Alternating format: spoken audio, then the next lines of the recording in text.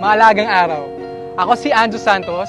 Andito po ako ngayon para ipakita sa inyo kung paano namin aalagaan ang budget nyo. Ito si Portia, ang premier 2-story house model ng Mikara. Meron itong floor air na 40 square meters at lot air na 45 square meters.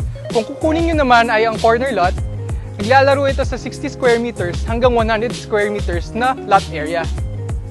Alam mo ba, sa sobrang mura nito, maraming bumili 2 units, pinag-combine nila. Kahit 2 units ang bilhin mo, actually mura pa rin siya.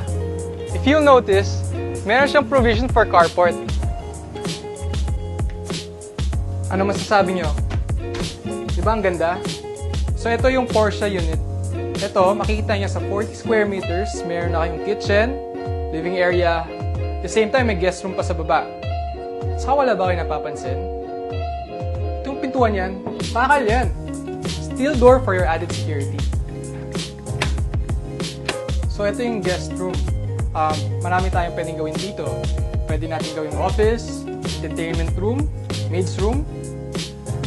Pwede rin kung may kasama kayong bata, playroom. Pag may kasama naman kayong senior citizen, ito ang kwarto para sa kanila. For their convenience din naman. Meron din powder room sa baba para hindi na umakit yung guest nyo. Sa 40 square meters nyo, kasya ang kitchen, pati dining area.